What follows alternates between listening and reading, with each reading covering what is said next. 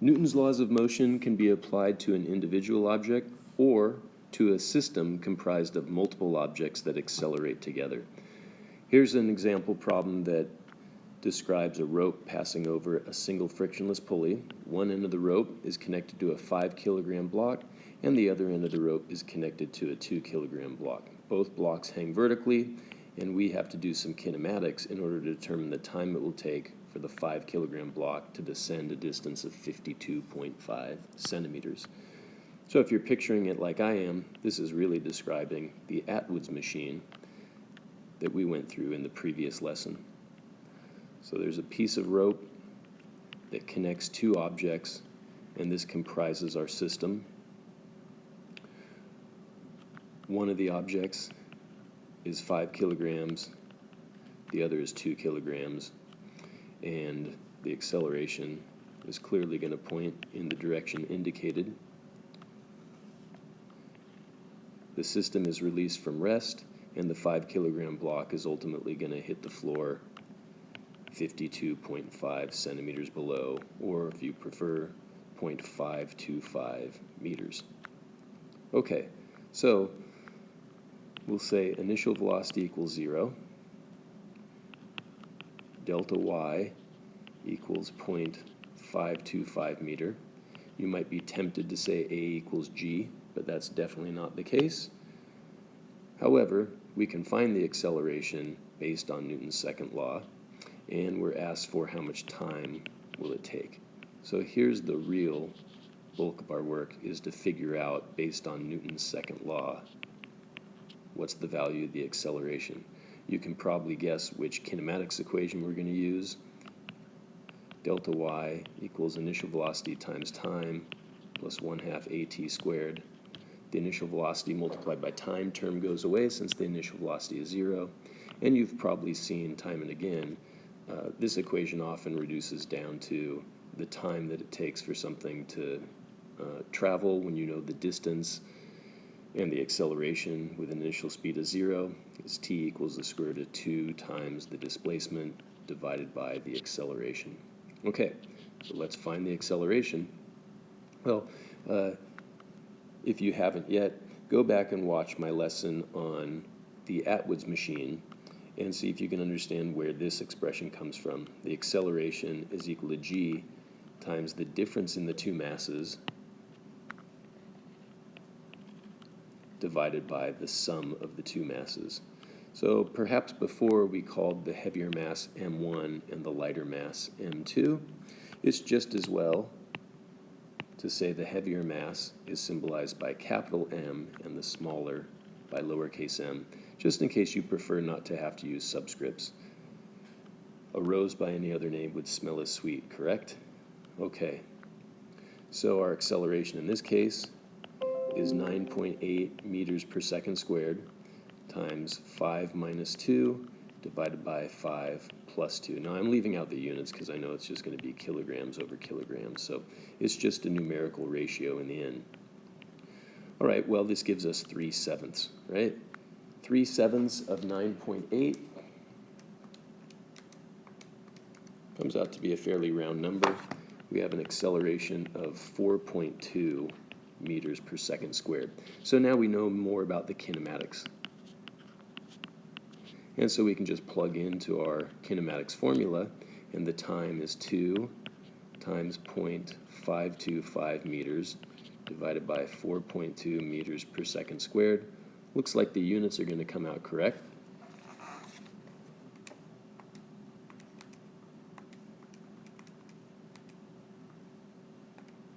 Oh, and the numbers chosen here were pretty nice. They worked out so that this is the square root of 0.25 seconds squared, which gives us 0.5 seconds. Take half a second for the 5-kilogram block to fall and strike the floor. Well, here's a variation of the Atwood's machine. Instead of having both blocks hang vertically, here we have one block hangs vertically and the other one rests on a flat, frictionless table. The question here is, what's the greatest possible value of m? How heavy could m be? and have the object remain at rest. So, well, let's see. What if we put another 100 kilogram object here? My instinct tells me it's going to accelerate. Now, if there was some friction on the table, maybe it would be bound to the table enough not to move. But if this is frictionless, I'm pretty certain that 100 kilograms would make it start to accelerate. What if it was only 1 kilogram? Then would it accelerate? Well, again, if there's no friction at all, I think so. Heck, we could even hang right here something as light as a feather. Well, maybe it could be an actual feather hanging right there, and would it accelerate? Let's derive an equation to illustrate that the question here is bogus. There's no amount of mass for which it could remain at rest. Put the lightest possible object here, and the system's going to accelerate. So let's say this 100 kilogram object we just symbolize as capital M. Let's make some free body diagrams. For the smaller mass, we have a weight of lowercase mg pulling down, and some lesser amount of force in the form of this tension pulling up. So the net force on block lowercase m would be equal to mg minus t. By Newton's second law, we replace sum of all forces with mass times acceleration. So ma equals mg minus t. Okay, that's good. Let's make a free body diagram for the larger mass. There's some normal force or contact force from the desktop, which is almost certainly going to cancel out. This one is capital M. Right, capital mg and normal force will cancel, but you're still left with this tension, which, by the way, the length of this tension vector and the length of this tension vector are the same because that is the same amount of force throughout the rope. So here, net force is just tension. That's all that remains when the normal force and mg have canceled out. That means capital MA is equal to the tension. Let me write that here. Capital lowercase ma is mg minus t. Capital MA is t. We add these two equations together, and we get lowercase m plus capital M, factor out the a, is equal to, let's see, the t's cancel out. Okay, that's equal to lowercase mg. In other words, the acceleration of the system is equal to g times the hanging mass divided by the sum of the masses of the entire system. So you could see, you could make up any numbers you want. Unless this m is 0, the acceleration is going to be non-zero. So you hang the slightest amount of mass, light as a feather, and the system will accelerate. Again, that would be different if the tabletop wasn't frictionless, but for the case of frictionless, there's no amount of mass you can hang vertically and hope that an object on the desk would keep from accelerating.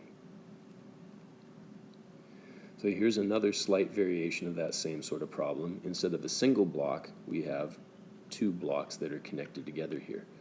But couldn't we treat that as if it's just one big block called combination BC? So let's see. Here we have some numerical values we can associate. Block A is 12 kilograms. Block B is 3 kilograms. And block C is 5 kilograms.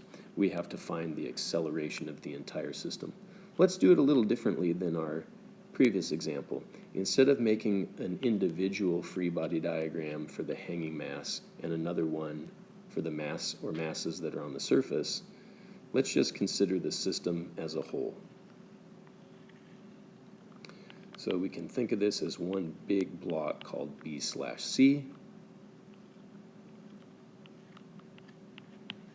Here we have block A, and if we think of the entire system, the tension throughout the string becomes internal, and our external forces would be the mass of block A multiplied by G. Okay, so there's a weight force that's propelling the system in the direction of acceleration.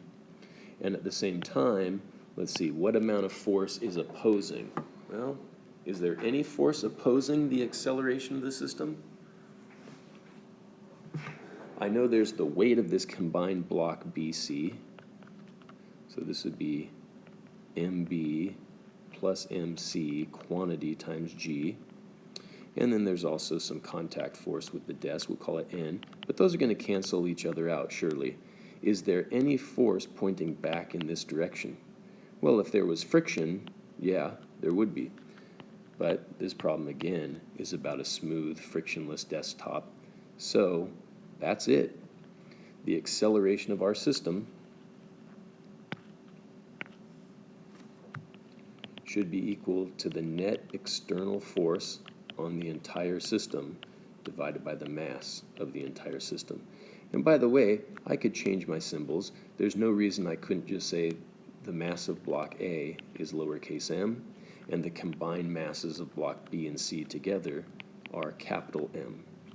If that's the case, the external force on the whole system is lowercase mg, with nothing opposing it, and the mass of the whole system is the combined little m plus capital M. So in other words, we find our acceleration is g times the quantity little m over the sum of little m and big M. You notice? That's the exact same expression we derived in the previous case, meaning it shouldn't matter if two separate blocks have a string connecting them. It behaves the same as if it's just one single block. Okay, so in this example, what do we happen to get numerically?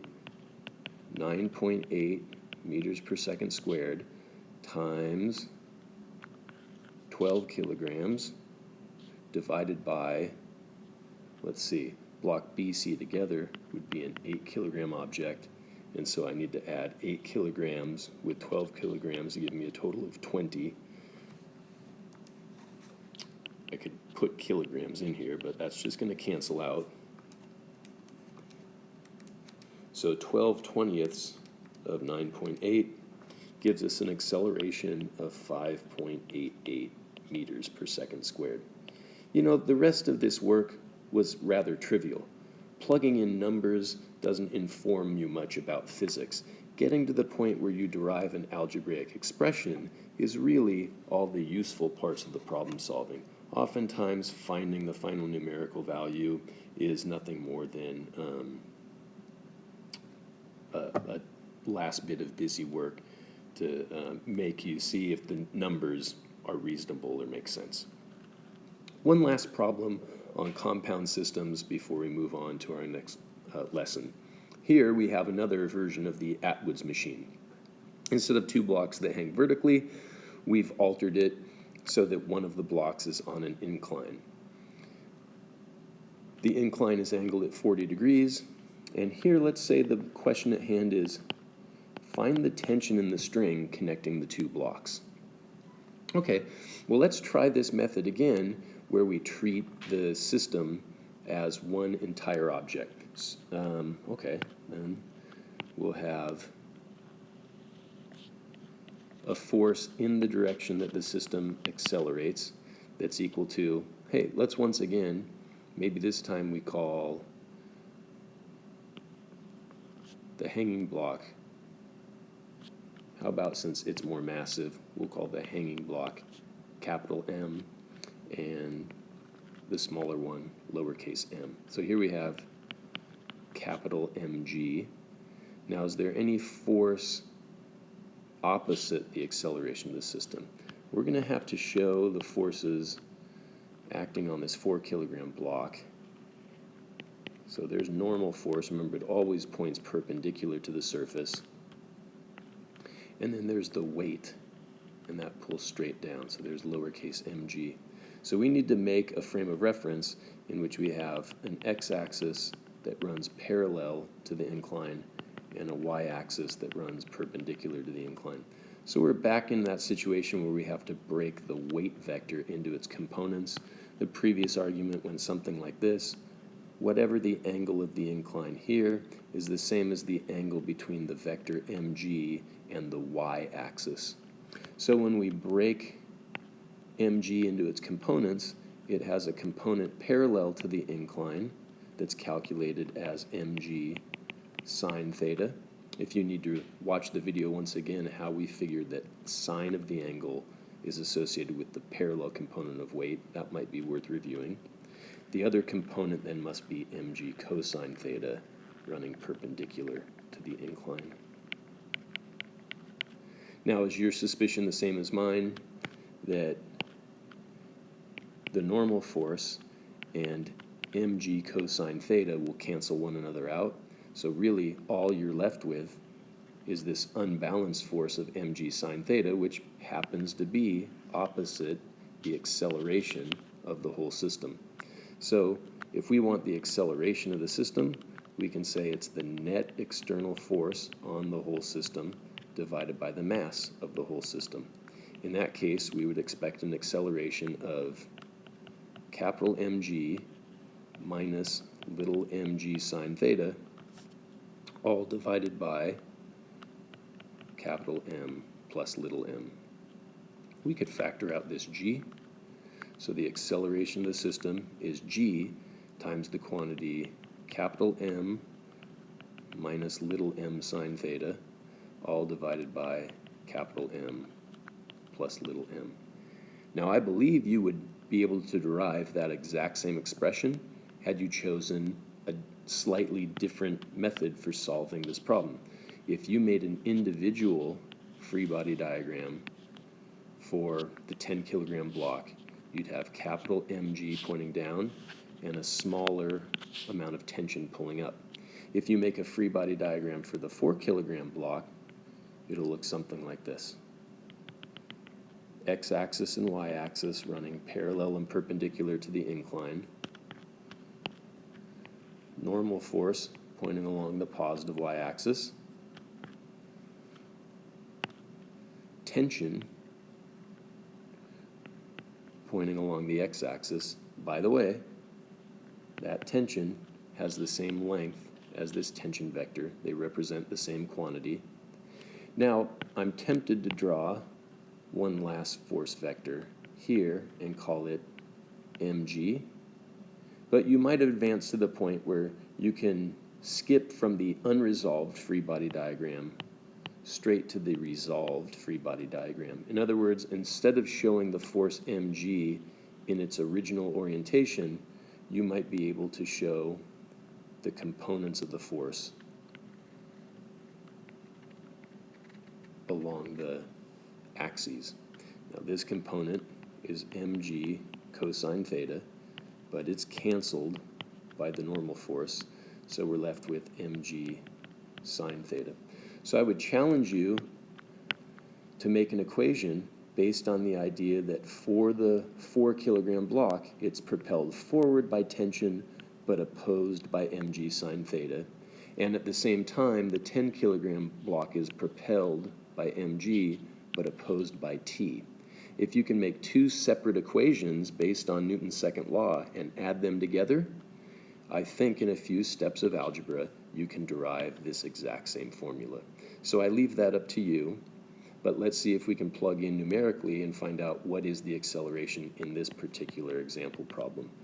Okay, so we're going to get an acceleration of 9.8 meters per second squared times the quantity 10 minus 4 times the sine of 40 degrees, all divided by 14. So let's grab a calculator and see what this comes out to.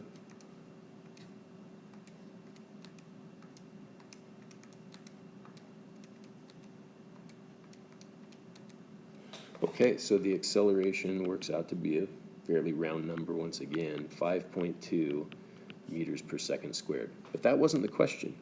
The question was, what's the tension in the string connecting the two? So we can either look at this free body diagram or this one and now solve. This is probably an easier free body diagram just because it doesn't involve as many forces and doesn't have any vectors that had to be resolved into components. So let's make a statement based on Newton's second law from this free body diagram. It says that the sum of all forces acting on the 10 kilogram block is capital Mg minus T. In other words, capital Ma right? We can always replace net force with mass times acceleration. So capital MA is equal to capital Mg minus T. A little rearranging, and the tension is equal to capital Mg minus capital MA. Let me move my work down here to the fourth step. If we factor out the M, we find that the tension should be equal to the mass of 10 kilograms times the quantity G minus A. So if we want a final numerical product, we're going to take 10 kilograms and multiply it by the difference between 9.8 meters per second squared and 5.2 meters per second squared.